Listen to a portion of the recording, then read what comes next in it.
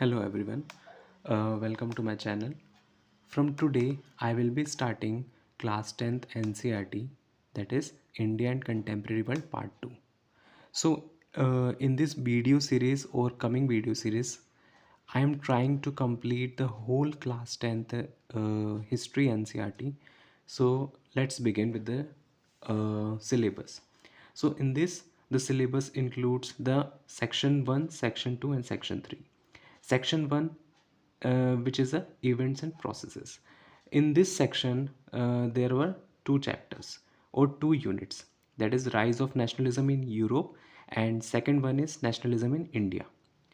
The second section, which is talking about the livelihood, economics and societies, in this section there were two units again, that is a unit 3 and unit 4, the continuation of previous units. And section 3 is talking about the everyday life, culture and politics. In this section it includes the unit 1 only, and following the series, that is section 3 unit 5, that is print culture and the modern world. So let's begin with the section 1, that is events and processes. In this section we will be dealing with unit 1, that is the rise of nationalism in Europe. So let's discuss. So as you have seen that in this painting, the painting which is of dream of worldwide democratic and socialistic republics, in this painting it is talking about the pact between the nations, a print the basically it is a painting of Frederick Sorio. Okay, so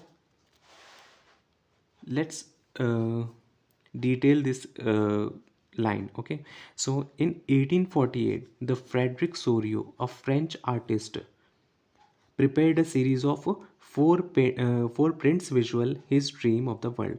So उन्होंने क्या किया था, एक dream देखा था painting के through. सो उन्होंने ये पेंटिंग ड्रॉ की थी. किन्होंने? फ्रेडरिक सोरियो ने. कब? 1848 में. Made up of democratic and socialistic Republic, है ना. और उस पेंटिंग को उन्होंने क्या नाम दिया था? Democratic and socialistic Republic. Okay, so the first print, अगर हम फिगर 1 में फर्स्ट प्रिंट देखें तो उन्होंने बताया था सबसे पहले क्या? People of Europe and America, that is man and women of all the ages and social classes marching in a long train. So आप ये देख रहे हैं, ये क्या है? Marching in a long train. Okay, and offering a homage to the Statue of Liberty. तो ये सब ट्रेन के जैसे वॉक करके कहाँ पर आ रहे हैं? स्टैचू ऑफ लिबर्टी में. Statue of liberty you know ये यूएस में है. Okay, as you would recall, the artist of the time, French Revolution personified liberty as a female figure. So ये जो फिगर है स्टैचू ऑफ यूनिटी का, सो ये क्या है? फीमेल फिगर है. Okay, here you can recognise the torch of enlightenment. So जो female figure है स्टैचू ऑफ लिबर्टी में, सो इनके हाथों में क्या है? टॉर्च ऑफ एनलाइटनमेंट है. ठीक है, as she bears in one hand, एक हाथ में क्या है? एनलाइटनमेंट की टॉर्च है, और दूसरे हाथ में क्या है? Charter of rights of man in the other. On the earth in the foreground of the image lie the shattered remains of the symbols of absolute institution. तो ये क्या शो कर रहे हैं? Statue of unity absolutist institutions. So in Sorio's utopian vision, the people of the world are grouped as a distinct nation and flags and national. So ये सब काम का नहीं है, लेकिन आप बस इतना ध्यान रखिए कि फ्रेडरिक सोरियो ने जो पेंटिंग बनाई थी 1848 में. ओके, सो बेसिकली वो उस पेंटिंग में क्या बता रहे थे? डेमोक्रेटिक एंड सोशलिस्टिक रिपब्लिक्स के बारे में बता रहे थे. और वहाँ पे किसके बारे में बता रहे थे? एक स्टैच्यू ऑफ यूनिटी, जहाँ पे यूरोप और अमेरिका के जो लोग हैं, जिसमें मैन और वुमेन दोनों हैं, all the ages and social classes भी उसमें इंक्लूडेड हैं. तो वो कहाँ पे ट्रेन के जैसे वॉक करके कहाँ पर आ रहे हैं? स्टैच्यू ऑफ यूनिटी के पास. स्टैच्यू ऑफ यूनिटी के पास क्यों आ रहे हैं? क्योंकि उनके हाथ में एक हाथ में क्या है? टॉर्च ऑफ एनलाइटनमेंट है, मतलब वो लोगों को राह दिखाना चाह रही हैं. और दूसरे हाथ में क्या? Charter of the rights of man. It's like constitution in India. Okay, so ये क्या शो कर रही है? स्टैच्यू ऑफ यूनिटी एक एब्सोल्यूटिस्ट इंस्टीट्यूशन. ओके, सो ये हो गया हमारा पेंटिंग के बारे में. Okay, so in Sorrieu's utopian vision the people of the world are grouped as a distinct nation. ठीक है, ये सब उतना काम का नहीं है, लेकिन आप नेक्स्ट आप देखिए, leading the position way past the Statue of Liberty are the US and Switzerland. तो ये अगेन वही बता रहे हैं, स्टैच्यू ऑफ लिबर्टी का है यूएस और स्विट्जरलैंड के पास में, which by the time are already nation states. तो उस टाइम क्या था, वो नेशन स्टेट्स था, इसलिए वहाँ पर लोग चल के आ रहे हैं, क्योंकि वहाँ पे एक रूल बना हुआ था, एक वहाँ पे चार्टर था, जैसे हमारे इंडिया में कॉन्स्टिट्यूशन अभी है, तो उस टाइम पे क्या था, चार्टर था. तो लोग बेसिकली एक एब्सोल्यूट इंस्टीट्यूशन की तरफ आ रहे थे. ठीक है, तो ये पेंटिंग में उन्होंने शो किया था. ओके, सो नेक्स्ट हम चलते हैं. Identifiable by the revolutionary tricolor, he has just reached the statue. She is followed by the people of Germany, bearing the black and red and gold flag. Interesting, at the time when the Sorio created his image, the German people did not yet existed as the United Nation. तो जब German people उस time पे क्या थे, वहाँ पे United nation नहीं था, तब वहाँ पे तो तब ये सोरियो ने पेंटिंग को क्रिएट किया था. The flag they carry as an expression of liberty hopes in 1848 to unify the numerous German speaking principality into the nation state. तो जो लोग वॉक करके आ रहे थे स्टैच्यू ऑफ लिबर्टी के पास, वो क्या शो कर रहा है कि जर्मन स्पीकिंग पीपल को किस में, नेशन स्टेट्स में कन्वर्ट करने के लिए, ताकि वो आ जाए डेमोक्रेटिक इंस्टीट्यूशन में, जहाँ पे लोगों द्वारा वहाँ पे रूल किया जाए, नॉट अ मोनार्की. ओके, तो उस टाइम पे क्या था, मोनार्की था. तो following the German people are the people of Austria. तो जर्मन पीपल तो थे ही वहाँ पे, और कौन कौन से पीपल थे, ऑस्ट्रिया के थे, जो हमने बताया ना कि ये ट्रेन के थ्रू आ रहे थे. तो वहाँ पे क्या है, जर्मन पीपल थे, people of Austria, kingdom of two Sicilies, Lombardy, Poland, England, ये सब जर्मन स्टेट्स थे उस time, Ireland, Hungary and Russia. From the heavens of above the Christ saint and angels gaze upon the scene. They have been used by the artist to symbolise the fraternity among the nation of the world. So again वही explain कर रहा है कि ये वहाँ पे जो लोग आ रहे हैं, वो स्टैचू ऑफ यूनिटी के पास आ रहे हैं. क्यों आ रहे हैं, क्योंकि उनको क्या चाहिए कि हमारा जो स्टेट है, यानी जैसे जर्मन पीपल का कुछ अलग स्टेट होगा, किंगडम ऑफ टू सिसिलीज का अलग है, तो वो क्या चाह रहा है कि हमारा भी एक नेशन बने. ओके, तो उस टाइम क्या था, जर्मन बहुत सारे छोटे छोटे एरियाज या रीजन्स में डिवाइडेड था. ओके, तो वो क्या करना चाह रहे थे, बेसिकली अपने स्टेट्स को यूनाइट करना चाह रहे थे.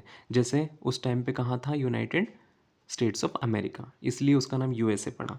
This chapter will deal with many of the issues visualising by the Sorrieu. During the 19th century nationalism emerged as a force. तो 19th सेंचुरी में क्या आया था, नेशनलिज्म. ओके, सो मैं उन्हीं कीवर्ड्स को हाईलाइट कर रहा हूँ जो आपके लिए इंपॉर्टेंट है, that is class 10th board के लिए इंपॉर्टेंट है. Nationalism emerged as a force which brought about the sweeping changes in the political and mental world of Europe. The end, so जो nationalism concept आया था वो कहाँ पे आया था, यूरोप में आया था. The end result of this change was emergence of तो नेशनलिज्म का इम्पैक्ट क्या हुआ कि इमर्जेंस आया किसका, इमर्ज होने लगा क्या, nation states in place of multi national dynastics empire of Europe. तो बेसिकली यूरोप क्या है, बहुत सारे नेशन और स्टेट्स में डिवाइडेड था. तो वो क्या है, एंड रिजल्ट इसका क्या हुआ नेशनलिज्म का, कि सब यूनाइट हो गए और एक अलग अलग नेशन स्टेट्स बन के आए. The concept and practice of the modern state in which a centralised power exercise sovereign control over a clearly defined territory has been developing over a long period of time in Europe. But a nation state was one in which the majority of the citizens are not only its ruler came to develop sense of common identity and shared history or descent. The commonness did not exist from the time immemorial. It was forced through struggles through the actions of leaders and the common people. These chapters will look at the diverse process through which the nation states and nationalism came into being in 19th century Europe. So basically again ये पूरा intro था जो chapter 1 का हम पढ़ रहे हैं. ठीक है, तो वो क्या बता रहा है, एक फ्रेडरिक सोरियो 1848 में उन्होंने पेंटिंग बनाई थी. उस पेंटिंग में वो क्या डेमोक्रेटिक और सोशलिस्टिक स्टेट्स के बारे में एक्सप्लेन कर रहे थे कि जो पीपल हैं, जो जर्मन पीपल है, जो किंगडम ऑफ टू सिसिलीज के पीपल है और people of Austria, Lombardy etcetera, ये कहाँ आ रहे हैं, स्टैच्यू ऑफ यूनिटी के पास आ रहे हैं, जिसके हाथ में, एक हाथ में क्या है, एनलाइटनमेंट टॉर्च है, दूसरे हाथ में charter for the rights of man like the constitution in India. So तो वो उसके पास क्यों आ रहा है, ताकि उनकी क्या डिमांड थी कि उनका भी जो नेशन है वो क्या है, एक यूनाइट हो सके, एक प्रॉपर नेशन बन के आए, क्योंकि उस टाइम पे क्या था, जर्मन जो प्रिंसिपैलिटीज़ थी वो डिफरेंट रीजन्स में डिवाइडेड थी, तो वो चाह रहे थे कि यूनाइट हो जर्मन स्टेट्स। ओके, तो ये इस पूरे चैप्टर का एक ओवरव्यू था। ओके, ये आप देख सकते हैं, अर्नस्ट रेनम।